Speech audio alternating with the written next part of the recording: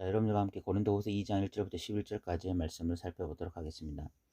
사도 바울의 다신 서신서들을 보면 이렇게 어떤 이 앞부분에서 그 신학적인 이야기를 많이 하고 뒷부분에서 좀 적용점을 이야기하면서 굉장히 좀 객관적인 이야기를 많이 하는 서신서가 많은데 이 고린도후서는 특별히 사도 바울의 어떤 자신의 어떤 내면의 심정을 이야기하는 그런 내용이 많이 있습니다. 뭐 2장 1절에 근심하게 했다. 근심이라는 표현이 나오고 또 4절에 보면 뭐 눌림과 걱정 이런 표현도 또 나오고 또 13절에 보면 내가 내 형제 디도를 만나지 못함으로 내 심령이 편하지 못했다. 인간적인 사도 바울의 어떤 자기 감정에 대한 표현들이 참 많이 나와요. 그래서 우리가 인간 바울에 대해서 좀 많이 이해할 수 있는 시간이 되는 것 같습니다. 2장 1절부터 오늘 우리가 11절까지 좀 살필 텐데 도대체 이것이 무슨 내용인지 좀 개역 개정을 봐서는 개역 개정이 성경을 봐서는 잘 이해가 되지 않을 수도 있습니다. 그런데 이 공동 번역 이걸 좀 보시면 좀 이해가 훨씬 쉽게 되거든요.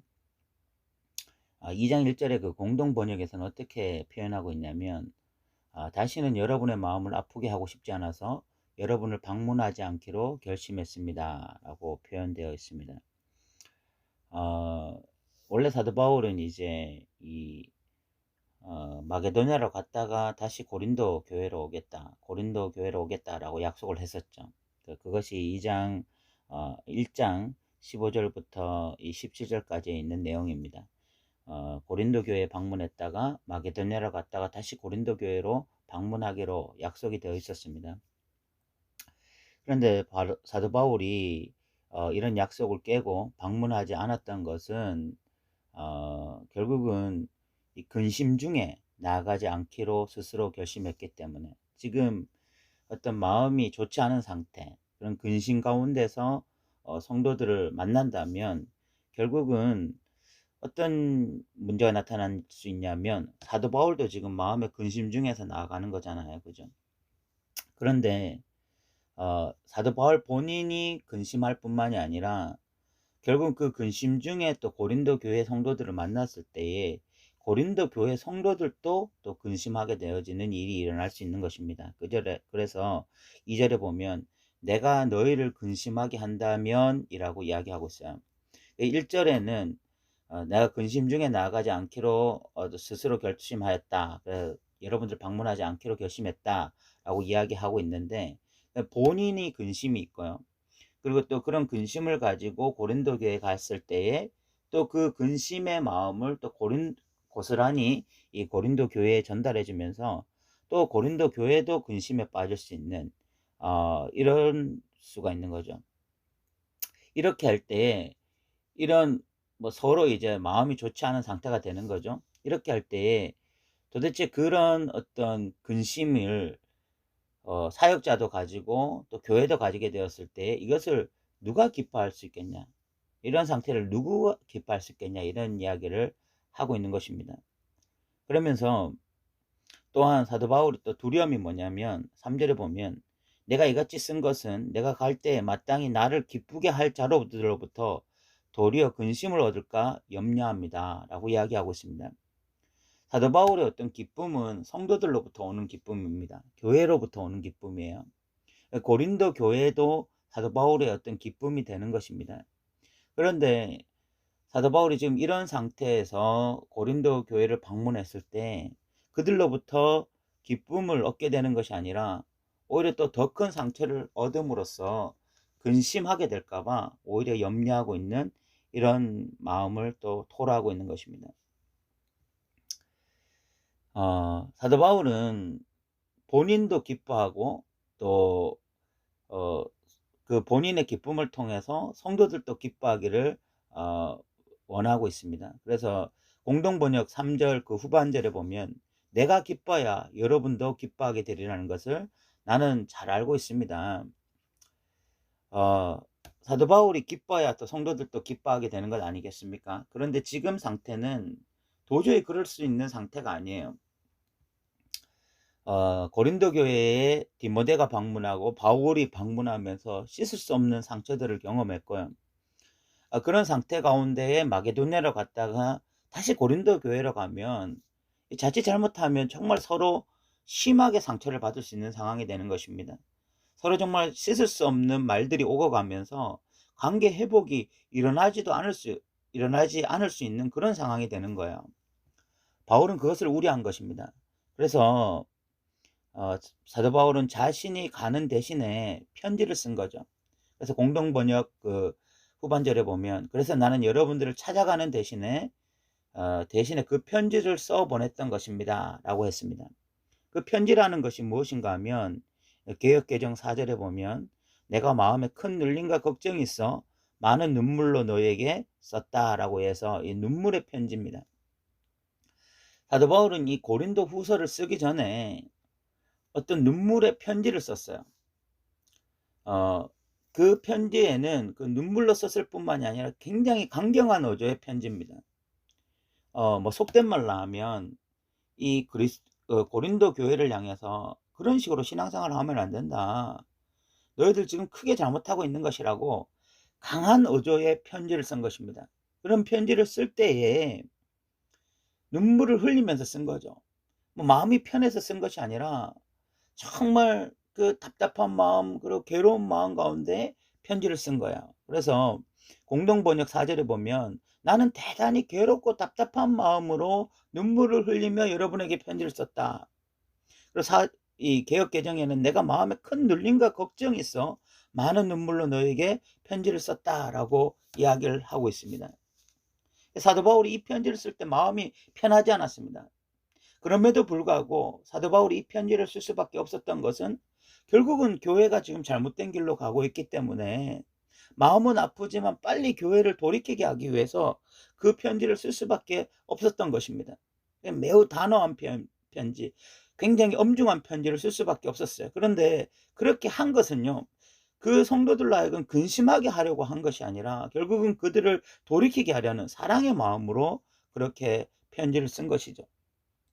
감사하게 고린도후서 이 7장 이 7절부터 이 내용을 살펴보면, 고린도 교회가 이 사도 바울의 눈물의 편지, 이 엄중한 편지를 받고 회개하고 사도 바울의 말씀을 받아서 회개하고 잘못된 자들을 치리하는 그런 내용이 나옵니다.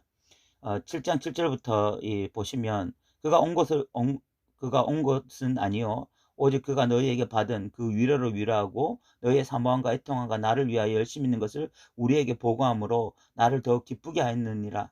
그러므로 내가 편지로 너희를 근심하게 한 것을 후회하였으나 지금은 후회하지 아니함은 그 편지가 너희를 잠시만 근심하게 한 것 줄을 알미라. 내가 지금 기뻐함은 너희를 근심하게 한 까닭이 아니요 도리어 너희가 근심함으로 회개함에 이런 까닭이라 라고 이야기하고 있습니다. 사도 바울이 그 눈물의 편지, 그 엄중한 그 편지를 보냈을 때에 고린도 교회가 이것을 잘 받아들인 것에 대해서 사도 바울은 고린도 후서 7장에서 너무나 감사하고 있습니다. 어쨌든 이렇게 사도 바울이 그 당시에 이 고린도 교회를 직접 방문하지 않고 편지를 쓴 것은, 결국은 고린도 교회 성도들과 약속을 파기하는 것을 쉽게 생각하는 그런 기회주의자나 변덕주의자가 때문이 아니라, 결국은 편지를 통해서 사도 바울의 진심을 전하고, 그래서 또 이 관계 회복을 원했고, 또 고린도 교회가 온전히 돌아오기를 원한 거죠. 그러면서 이제 5절부터 보시면 어떤 사도 바울을 대적하는 한 사람이 있었다는 것을 알 수가 있습니다. 그 사람이 바로 5절에 보면 근심하게 한 자인데, 이 사람으로 인해서 사도 바울이 굉장히 어떤 근심을 하게 되었는데, 사도 바울은 5절에 이런 표현을 씁니다. 근심하게 한 자가 있었을지라도 나를 근심하게 한 것이 아니요 어느 정도 너희 모두를 근심하게 한 것이니 어느 정도라 하면 내가 너무 지나치게 말하지 아니하려 함이라. 결국은 이 사도 바울을 강렬하게 대적하던 한 사람, 그 사람이 있었고 사도 바울이 그 사람으로 인해서 근심하게 되었는데, 이것은 사도 바울만 근심하게 한 것이 아니라 궁극적으로는 고린도에 있는 상당수의 성도들을 근심하게 된 것이죠. 근심하게 만든 것입니다. 사역자를 이렇게 근심하게 했을 때 다른 성도들도 근심하게 한 거죠. 그런데 어느 정도라고 이야기했습니다. 모두 다 근심하게 된 것은 아니다. 어느 정도라고 말한 것은 그 사람을 위한 것입니다. 그 근심하게 한 사람을. 너무 그 사람을 이렇게 몰아가서는 안 되기 때문에, 너무 매도해서는 안 되기 때문에 어느 정도 그 사람 때문에 근심하게 되었다. 그래서 이 사람이 벌 받는 것은 마땅한 것입니다. 그런데 여기 지금 우리 개역 개정에서는 이러한 사람은 많은 사람에게서 벌 받는 것이 마땅하다라고 이야기했지만, 원래 원어에서는 이러한 사람이 많은 사람에게 벌 받은 것이 충분하다라고 이야기하고 있습니다. 그러니까 이미 이 사람은 사도 바울의 어떤 그 엄중한 편지, 눈물의 편지를 듣고 교인들에게 충분히 벌을 받았어요. 그런 상태에서 사도 바울은 그런즉 너희는 차라리 그를 용서하고 위로할 것이니 그가 너무 많은 근심에 잠길까 두려워하노라 라고 이야기를 하고 있습니다. 보통 사도 바울은 자신의 어떤 복음의 메시지를 왜곡하는 자들에 대해서는 절대로 용납하지 말라고 이야기합니다. 그런 사람들은 철저하게 출교시키라고 이야기해요. 그런데 이 사람은 용서하고 위로할 것이다 라고 이야기하고 있습니다. 이 사람에 대해서 용서하고 위로할 것이다 라고 표현하는 거 봐서는 이 사람은 사도 바울의 어떤 인격을 모독하고 또 사도 바울의 어떤 인간됨에 대해서는 어떤 지적하는 사람이었지만 사도 바울의 복음에 대해서는 거부하지 않았던 사람이라는 것을 알 수가 있어요. 그러니까 사도 바울이 자신을 무시하고 뭐 자신의 어떤 인격을 무시하고 뭐 이런 것에 대해서는 충분히 용납을 해주는 것입니다. 자신의 복음이 거절당하는 것에 대해서는 견딜 수 없어 하고 그 복음을 왜곡되게 말하는 사람들에 대해서는 분노했지만, 그러나 자신의 어떤 인간 자신 사도 바울을 거부하는 사람에 대해서는 충분히 용납해 주던 것이 사도 바울이었어요. 그러니까 사도 바울이 얼마나 복음에 충실한 사람인지 우리가 좀 알 수 있고요. 그래서 그런 사람들을 용서하고 위로할 것이다 라고 이야기하면서 8절에 그러므로 너희를 권하노니 사랑을 그들에게 나타내라 라고 이야기하고 있습니다. 참 귀한 사역자라는 걸 우리가 좀 알 수가 있고요.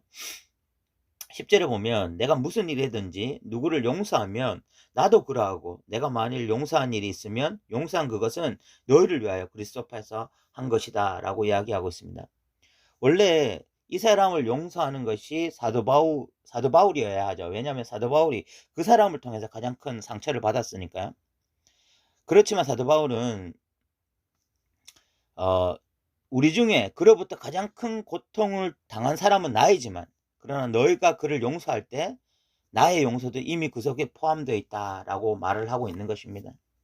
그러니까 본인이 정작 용서를 해야 될 사람이지만, 그러나 너희가 그 사람을 용서해 준다면 그러면 내가 기쁜 마음으로 나도 그를 용서할 것이다 라고 이야기하고 있고, 그렇게 용서하는 것이 다 우리가 그리스도 앞에서 하는 것이다. 왜냐하면 이는 우리로 사탄에게 속지 않게 하려 함이라. 우리는 그 계책을 알지 못하는 바가 아니라.